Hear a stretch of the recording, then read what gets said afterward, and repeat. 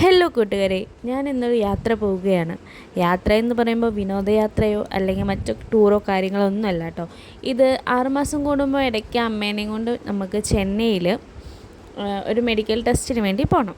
അപ്പം ഈ പ്രാവശ്യം ഞാനും ചേച്ചിയും അമ്മയും അച്ഛനും ഉണ്ണിയും കൂടിയാണ് പോകുന്നത്. ഞാൻ ഉണ്ണീനെയും കൊണ്ട് രണ്ടാമത്തെ പ്രാവശ്യമാണിത് പോകുന്നത്. റെയിൽവേ സ്റ്റേഷനിൽ ചെന്നപ്പോഴത്തേക്കും ഉണ്ണിയുടെ കളിക്കൂട്ടുകാരിയായിട്ട് സെറ്റായിട്ടോ. അങ്ങനെ ഞങ്ങൾ പിറ്റേ ദിവസം, അതായത് രാത്രി ട്രെയിനിൽ കയറിയതൊന്നും എനിക്ക് എടുക്കാൻ പറ്റില്ല. പിറ്റേ ദിവസം മുതൽ ഞങ്ങൾ ആശുപത്രിയിലേക്കുള്ള യാത്രയിലാണ്. ഞാനും അമ്മയും ചേച്ചി ഉണ്ണിയും കൂടിയിട്ടാണ് പോണത്. ഇവിടെയാണ് നമ്മൾ താമസിക്കുന്നത്. നമ്മൾ ബുക്ക് ചെയ്തിട്ടാട്ടോ ഇവിടെ നിന്ന് ഓട്ടോ വിളിക്കുന്നത്. അപ്പോൾ നമുക്ക് കുറച്ച് റേറ്റ് കമ്മിയാക്കി കിട്ടും. നമ്മളെപ്പോലെയുള്ള സാധാരണക്കാർക്ക് അതാണ് ലാഭം എന്നാണ് എനിക്ക് തോന്നുന്നത്. ഇപ്പോൾ നമുക്കൊരു 200 രൂപയുള്ളൂ നമ്മൾ പോകുന്ന ഈ ഒരു വണ്ടിക്ക് ചാർജ് വരുന്നത്. അല്ല, നമ്മൾ പ്രൈവറ്റായിട്ട് വിളിക്കുമ്പോൾ 1000 രൂപയൊക്കെ ആവും എന്നാണ് പറയണത്. അപ്പോൾ നമ്മൾ നേരെ പോകുന്നത് അപ്പോളോ ഹോസ്പിറ്റലിലാണ്. ഇവിടെയാണ് അമ്മയുടെ ട്രീറ്റ്മെൻറ്റൊക്കെ നടക്കുന്നത്.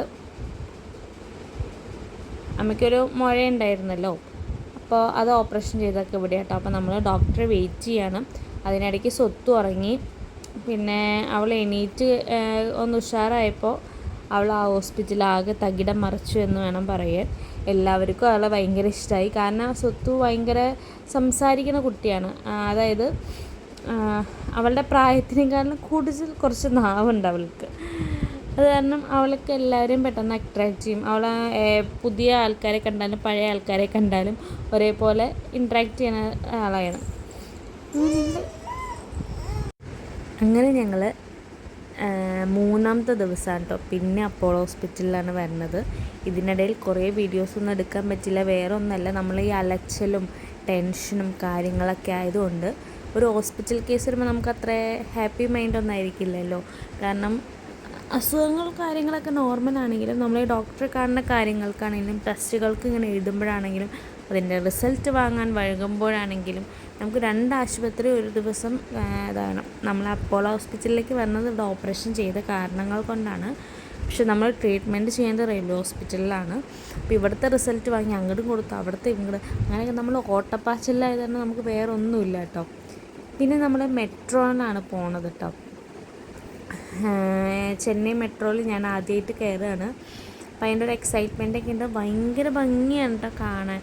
നമ്മൾ ദുബായ് മെട്രോ ഇല്ലേ, സെയിം ആ ഒരു ഇതാണ് എനിക്ക് തോന്നിയത്. നമ്മുടെ എറണാകുളത്തുണ്ട് മെട്രോ, അത് ഇതായിട്ട് യാതൊരു ബന്ധവും എനിക്ക് തോന്നിയില്ല കേട്ടോ.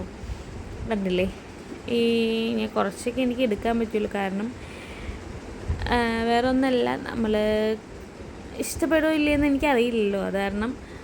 പിന്നെ ഇതാ ഏറ്റവും ലാസ്റ്റ് ഡേ നമ്മൾ റെയിൽവേ ഹോസ്പിറ്റലിലേക്ക് പോവുകയാണ്. ഇതാണ് നമ്മുടെ റെയിൽവേ ഹോസ്പിറ്റൽ ചെന്നൈ. അപ്പോൾ ചേച്ചി നേരത്തെ ഒരു 5 മണിക്ക് വന്ന് ബുക്ക് ചെയ്തു കേട്ടോ. വെളുപ്പിന് 5 മണിക്ക് വന്ന് ബുക്ക് ചെയ്തിട്ട് തന്നെ നമുക്ക് ഫസ്റ്റ് ടോക്കൺ കിട്ടിയത്. നേരത്തെ പറഞ്ഞ ഇവിടുത്തെ ഡോക്ടർമാരൊക്കെ 25-30 പേഷ്യൻസിനെയൊക്കെ നോക്കുള്ളൂ. അമ്മേനെ നോക്കുന്ന ഡോക്ടർ കേട്ടോ. അപ്പോൾ നമ്മൾ ഡോക്ടറിനെ കാത്തൊരു 9 മണിക്ക് ഹോസ്പിറ്റലിൽ വന്നിട്ട് ഡോക്ടർ ഒരു 12:30 ആയി വന്നപ്പോൾ അവിടെയും നമ്മൾ കുറേ നേരം പോസ്റ്റായി. ചെറിയ കുട്ടിയുള്ള കാരണം, വലിയവരാണെങ്കിൽ കുഴപ്പമില്ല, ഈ ചെറിയ കുട്ടിയുള്ള കാരണമാണ് നമുക്ക് ഇത്രയും ഒരു പോസ്റ്റ് അടിക്കുന്ന ഒരു ഫീല്.